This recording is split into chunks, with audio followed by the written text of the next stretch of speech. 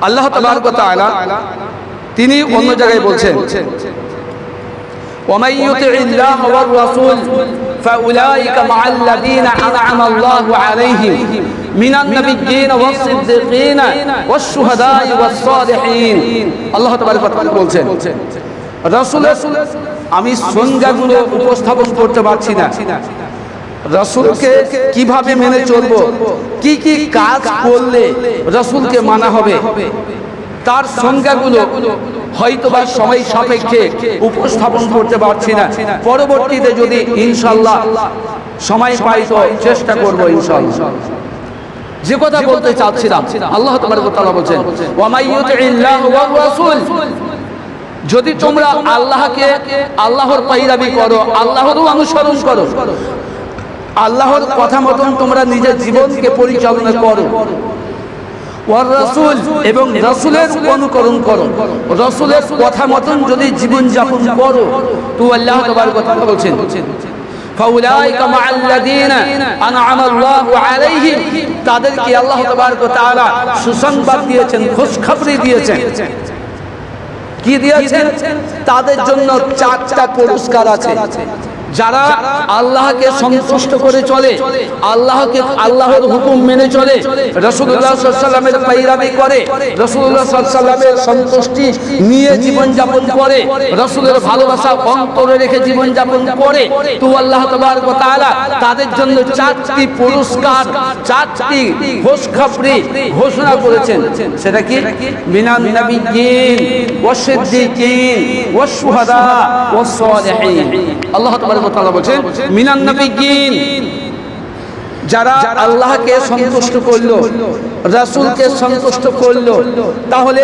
তারা যখন মারা যাবে তারা যখন মৃত্যুবরণ করবে তাহলে তাদের হাসর হবে তাদের নাসর হবে তাদের পুলসিরাত হবে তাদের পুনরুত্থান হবে মিনান নাবিয়্যিন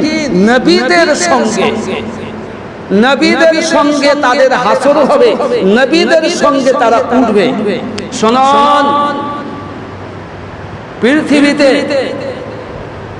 যে জাতি যে কওম যে গোষ্ঠী যারা যাদের অনুসরণ করে যারা যাদের কথা মতন জীবন যাপন করে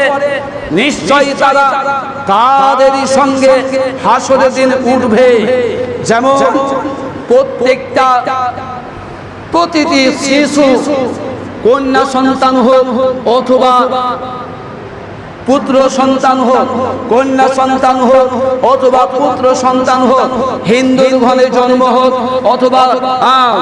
খ্রিস্টানের ঘরে জন্ম হোক অথবা মুসলমানের ঘরে জন্ম হোক অথবা সংসারের ঘরে জন্ম হোক অথবা ছোট জাতের ঘরে জন্ম হোক প্রত্যেকটা শিশু প্রত্যেকটা কন্যা সন্তান প্রত্যেকটা পুত্র সন্তান ইসলামের উপরে তাদের জন্ম হয়ে থাকে কন্যা হোক অথবা পুত্র সন্তান হোক ছেলে হোক অথবা মেয়ে হোক কিন্তু তারা ইহুদি হয়ে গেল কেমন করে তারা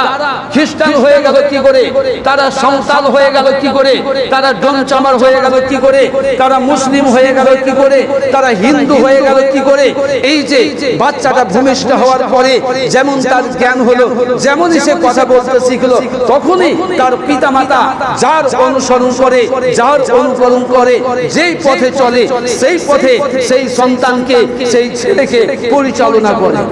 যার জন্য সেই ছেলেটা হিন্দু হয়ে যায়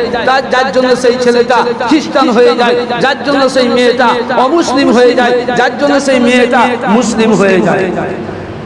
বুঝাতে চাচ্ছিলাম যারা যার অনুকরণ করবে নিশ্চয়ই তাদের মতই হবে সম্মানিত দিনী ভাই সকল বুঝাতে চাচ্ছিলাম আল্লাহ পাক রব্বুল আলামিন বলছেন যারা আল্লাহকে মেনে চলে যারা রাসূলকে মেনে চলে তাদেরকে চারটা পুরস্কার চারটা খুশির সংবাদ আল্লাহ পাক রব্বুল আলামিন দিয়েছেন তা হচ্ছে মিনান নাবিয়্যিন তাদের হাসর হবে তারা মরণের পরে কবর থেকে যখন তারা উঠবে তখন তাদের হাসর হবে তাদের সঙ্গী হবে তাদের সাথী হবে নবীদের দল নবীদের সঙ্গে তারা উঠবে, নবীদের সঙ্গে সঙ্গী হয়ে, বন্ধু হয়ে, সাথী হয়ে তারা হাসরের দিন উঠবে। নিশ্চয়ই আপনি জানেন নবীরা হলেন মাসুম, নবীরা হলেন বেগুনাহ, নবীদের জীবনে কোনো গুনাহ নেই, নবীরা নিশ্চয়ই তারা জান্নাতে যাবেই যাবে। সুতরাং তাদের ভাগ্য কত বড়, তাদের কপাল কত বড়, তাদের নসিব কত বড়, যারা নবীদের সঙ্গে হাসরের দিন উঠবে তাহলে তারা নিশ্চয় নিঃসন্দেহে তারা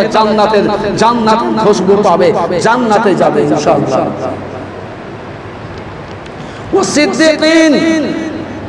যারা আল্লাহকে মেনে চলে, যারা রাসূলকে মেনে চলে, ওয়াসিদ্দিকিন সিদ্দিকী সত্যবাদীদের সঙ্গে তারা হাসরের দিন উঠবে। একটু কথাটা শর্টে নিয়ে যাই, যেহেতু সময় খুব দ্রুত গতিতে যেন এগিয়ে যাচ্ছে। অশুহাদা, যারা আল্লাহর পথে শহীদ হয়ে গেছে, যারা আল্লাহর জন্য নিজের জীবন কুরবান করে দিয়েছে, যারা আল্লাহর জন্য নিজের জীবনকে উৎসর্গ করে দিয়েছে, অশুহাদা তাদেরকে শহীদ বলা হয়। ওই শহীদদের সঙ্গে তাদের হাসরের দিন, হাসরের ময়দানে উঠবে।